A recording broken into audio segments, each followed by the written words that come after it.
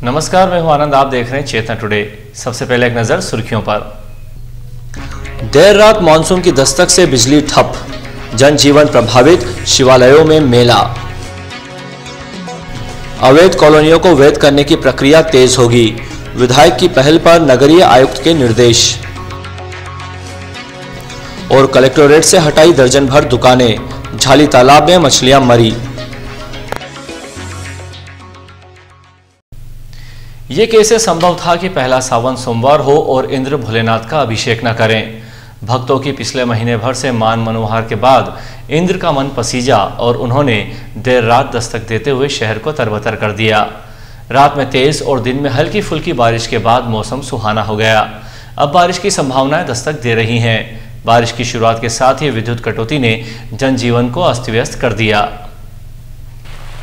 हर साल जून के दूसरे पखवाड़े की शुरुआत में अपनी उपस्थिति दर्ज करवाने वाले मानसून ने पूरे एक माह विलंब से अपनी उपस्थिति रविवार मध्य रात्रि को दर्ज करवाई। पहले तेज और उसके बाद हल्की बारिश से सारा शहर भीग गया। सोमवार दोपहर और शाम को भी हल्की बारिश का क्रम जारी रहा। आसमान में काले बादलों के छा जाने के बाद बारिश की संभावनाएं बनी हुई हैं।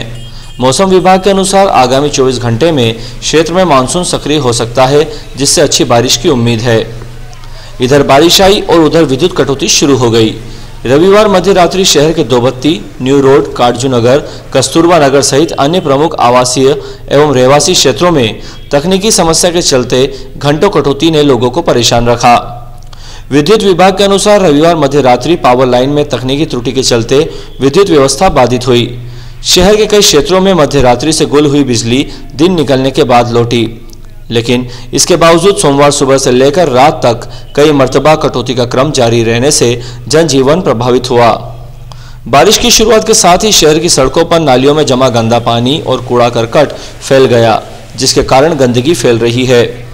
बारिश के मौसम में शहर में नियमित रूप से सफाई जरूरी हो गई है। रतलाम शहर में करीब 125 से अधिक अवैध कॉलोनियों में रहने वाले लाखों परिवारों को अब जल्द ही बुनियादी सुविधाएं प्राप्त होंगी। रतलाम शहर विधायक चैतन्य काश्यप की पहल पर नगरीय प्रशासन आयुक्त संजय शुक्ला ने इस संबंध में तुरंत सर्वे आरंभ कर कार्यवाही को गति दिए जाने के निर्देश नगर निगम आयुक्त सोमनाथ झारिया को दिए हैं। रतलाम शहर की अवैध कॉलोनियों को वैध करने के मामले में रतलाम शहर विधायक श्री चैतन्य काश्यप ने नगरीय प्रशासन आयुक्त श्री संजय शुक्ला से भोपाल में चर्चा की, जहां श्री शुक्ला ने नगर निगम आयुक्त श्री सोमनाथ झारिया को इस संबंध में तुरंत सर्वे कर कार्यवाही को विधिवत रूप से पूर्ण करने के निर्देश दिए। विधायक श्री काश्यप ने बताया कि चर्चा के दौरान श्री शुक्ला ने शहरी क्षेत्र में सभी अवैध कॉलोनियों को वैध करने संबंधी प्रचलित प्रक्रिया की समीक्षा करते हुए कार्य को गति दिए जाने के लिए निगम आयुक्त से कहा। श्री काश्यप ने कहा कि जिन कॉलोनियों में नागरिकों द्वारा जन भागीदारी से विकास शुल्क की राशि नगर निगम में जमा की गई है, उन कॉलोनियों को वैध करने की प्रक्रिया को प्राथमिकता दी जाए। इस पर श्री शुक्ला ने निगम आयुक्त को आंतरिक प्राक्कलन तैयार किए जाने के निर्देश के साथ ही बाहरी आर्किटेक्ट की सेवाएं लिए जाने पर भी जोर दिया।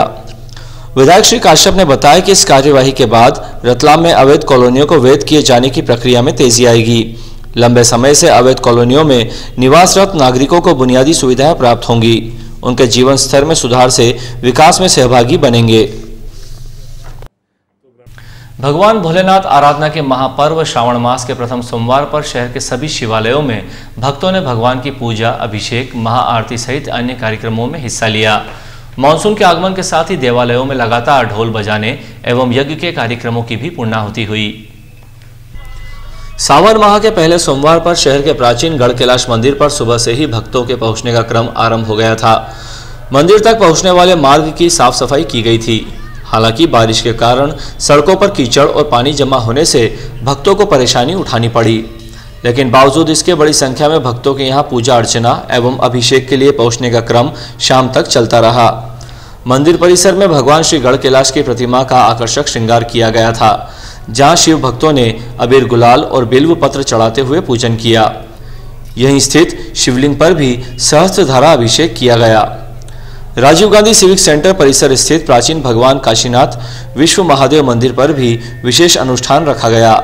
यहां शहर के विभिन्न क्षेत्रों से पहुंचे शिव भक्तों ने शिवलिंग पर सहस्त्रधारा अभिषेक करते हुए पूजन किया। अल सुबह से ही आरंभ हुआ क्रम शाम तक चलता रहा। इसी तरह पैलेस रोड स्थित श्री सोमनाथ महादेव मंदिर, हाथीखाना स्थित राजपूत धर्मशाला स्थित मंदिर, ईदगाह स्थित टेकेश्वर महादेव, श्रीमालीवास स्थित पूर्णेश्वर महादेव सहित अन्य शिवालयों में पर्व के उपलक्ष्य में कार्यक्रमों की धूम रही। अलकापुरी स्थित शनि मंदिर पर भी श्रद्धालु शामिल हुए। पर्व के उपलक्ष्य में ऑफिसर्स कॉलोनी स्थित पंचमुखी हनुमान मंदिर पर महाअभिषेक और महाआरती का कार्यक्रम रखा गया। मंदिरों में मानसून आगमन की कामना को लेकर जारी यज्ञ की पूर्णाहुति भी सोमवार को करते हुए भगवान सदाशिव का अभिषेक किया गया। पैलेस रोड स्थित श्री राम मंदिर परिसर में स्थित सोमनाथ महादेव मंदिर पर प्रातःकाल भगवान शिव का अभिषेक किया गया। युवतियों और महिलाओं ने सावन के झूलों का आनंद लिया। सावन में झूलों पर झूलने की पुरानी परंपरा है, लेकिन बदलते परिवेश में अब झूले दुर्लभ हो गए हैं। ऐसे में वृक्षों पर डाले गए झूलों पर जब युवतियां झूलती नजर आई तो कैमरामैन ने उन्हें कैमरे में कैद कर लिया।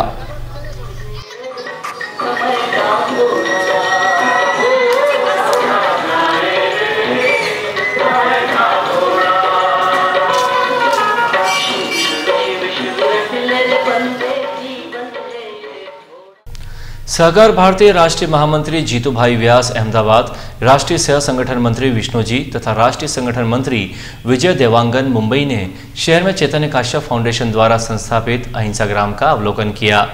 गरीबी उन्मूलन के इस प्रकल्प को उन्होंने भारत को सुंदर, स्वस्थ और समृद्ध बनाने की दिशा में सतही प्रयास बताया।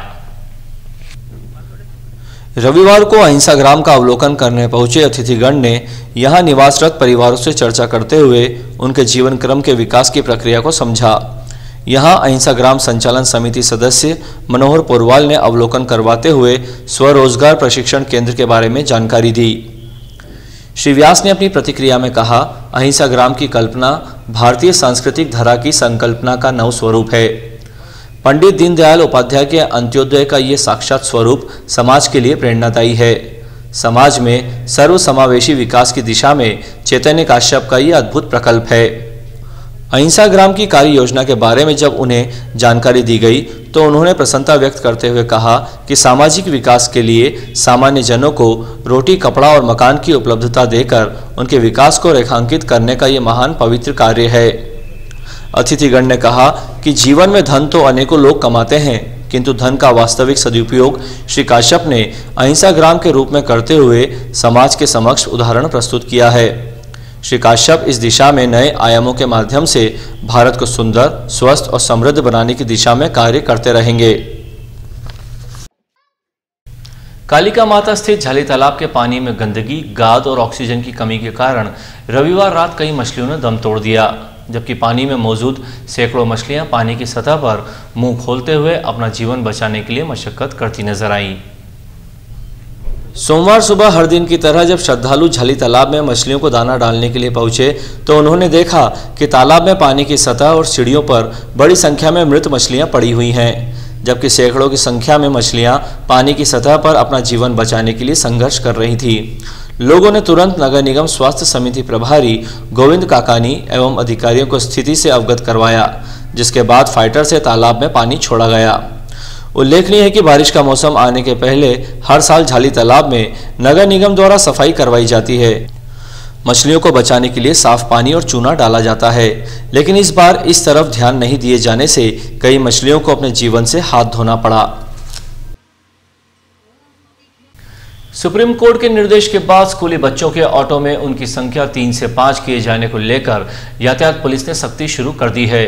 इसी कार्यवाही पर विद्यालय चालक परिचालक संघ रतलाम ने एसपी के समक्ष आपत्ति दर्ज करवाई है। हालांकि एसपी ने सुप्रीम कोर्ट के आदेश का हवाला देते हुए आपत्ति को खारिज कर दिया है। भारतीय मजदूर संघ से संबद्ध संघ का प्रतिनिधिमंडल जिलाध्यक्ष दिलीप मेहता एवं अध्यक्ष मनीष सोनी के नेतृत्व में एसपी डॉक्टर जी.के. पाठक से मिला और बताया कि नए नियम के बाद ऑटो चालकों का पेट पालना मुश्किल हो जाएगा। इस स्थिति में कम से कम हाई स्कूल तक की 10 और प्राइमरी स्कूल के 12 बच्चों को ऑटो में बैठाने की अनुमति दी जाना चाहिए। पदाधिकारियों ने तर्क दिया कि शहर में मैजिक वाहन में 7 यात्रियों को बैठाने का नियम है, लेकिन दोगुना यात्री बिठाए जा रहे हैं। इसके विपरीत यातायात पुलिस गिने चुने बचे ऑटो चालकों के साथ अन्याय कर रही है। डॉक्टर पाठक ने प्रतिनिधि मंडल को स्पष्ट तौर पर कहा कि नए नियम सुप्रीम कोर्ट ने बनाया है, इसमें न तो कोई प्रशासन की भूमिका है और न ही यातायात पुलिस की। बच्चों की सुरक्षा के लिए बनाए गए नए नियम का पालन करना हमारी जिम्मेदारी भी है और दायित्व भी। जिन्हें भी इस नियम से आपत्ति है वे सुप्रीम कोर्ट में अपनी आपत्ति दर्ज करवाएं। बच्चों की सुरक्षा पर कोई भी समझौता नहीं होगा। कलेक्टोरेट कार्यालय परिसर में शासकीय भूमि के व्यावसायिक उपयोग पर जिला प्रशासन ने सख्ती दिखाते हुए सोमवार को यहां से सभी दुकानें हटवा दी। दुकानदारों को 4 दिन पहले चेतावनी दिए जाने के बाद भी वे यहां जमे हुए थे। सोमवार दोपहर नगर निगम का अमला जेसीबी के साथ कलेक्टोरेट में गुलाब चक्कर पर पहुंचा। यहां चाय पान एवं खान पान की करीब 13 दुकानें अलग अलग स्थानों पर संचालित हो रही थी। इन सभी दुकानदारों को शासकीय भूमि खाली करने के लिए गत सप्ताह तहसीलदार वीरेंद्र कटारे ने चेताया था। कुछ एक ने दुकानें खाली कर दी थी, जबकि अधिकांश यहां जमे हुए थे। सोमवार को नगर निगम अमले की मदद से सभी दुकानों को हटा दिया गया। जिन दुकानदारों ने ठेले और घुमटियों के साथ तिरपाल लगाते हुए अतिक्रमण कर रखा था, वहां जेसीबी चला दी गई। इस कार्यवाही के बाद दुकानदार अपने अपने ठेले और घुमटियां लेकर जाते दिखाई दिए। जिले के रिंगनौद पुलिस थाना अंतर्गत ग्राम ढोडर में एक युवती से दबावपूर्वक शादी करवाए जाने और उसके बाद युवती द्वारा आत्महत्या कर लिए जाने के मामले में आरोपी पक्ष द्वारा लगातार परिजनों को धमकाया जा रहा है। इस मामले में पोरवाल समाज एवं युवा संगठन के प्रतिनिधि मंडल ने एसपी डॉक्टर जी.के. पाठक को कार्यवाही की मांग के साथ ज्ञापन सौंपा। संगठन जिलाध्यक्ष जितेंद्र काला आलोट एवं समाज के स्थानीय नागरिकों के साथ युवती के पिता ओम प्रकाश धनोतिया सोमवार को एसपी से मिलने पहुंचे, जहां उन्होंने बताया कि आरोपी अकील अमीन पिता अमीनुद्दीन शेख द्वारा सोनाली को बहला फुसलाकर उससे दबावपूर्वक शादी की गई। शादी में गवाही देने वाले शिवनारायण एवं कारूलाल की कहीं कोई विस्तृत जानकारी दस्तावेज पर नहीं है, जबकि स्टाम्प पर इसकी संपूर्ण जानकारी नोटरी साबिर हुसैन मंसूर द्वारा दर्शाई जानी थी। षड्यंत्र पूर्वक युवती के साथ विवाह किया गया। इतना ही नहीं, आरोपी के दबाव में सोनाली ने आत्महत्या कर ली, लेकिन इसके बावजूद आरोपी परिजनों को नियमित रूप से डरा धमका रहा है। इस स्थिति में परिजनों को पुलिस सुरक्षा दी जाना आवश्यक है। इस मामले में एसपी ने उचित कार्यवाही हेतु आश्वस्त किया है। अपर तहसीलदार संजय वाघमरे द्वारा किसान हीरालाल को कथित रूप से थप्पड़ मारे जाने की घटना की जांच सोमवार को आरंभ हुई। जांच अधिकारी एसडीएम ने संबंध में गवाह पक्षों के बयान दर्ज किए हैं। जांच फिलहाल जारी है। कुल 16 लोगों में से आज 2 के बयान हो पाए। अंत में एक नजर फिर से सुर्खियों पर। देर रात मानसून की दस्तक से बिजली ठप, जनजीवन प्रभावित, शिवालयों में मेला। अवैध कॉलोनियों को वैध करने की प्रक्रिया तेज होगी, विधायक की पहल पर नगरीय आयुक्त के निर्देश। और कलेक्टोरेट से हटाई दर्जन भर दुकानें, झाली तालाब में मछलियां मरी।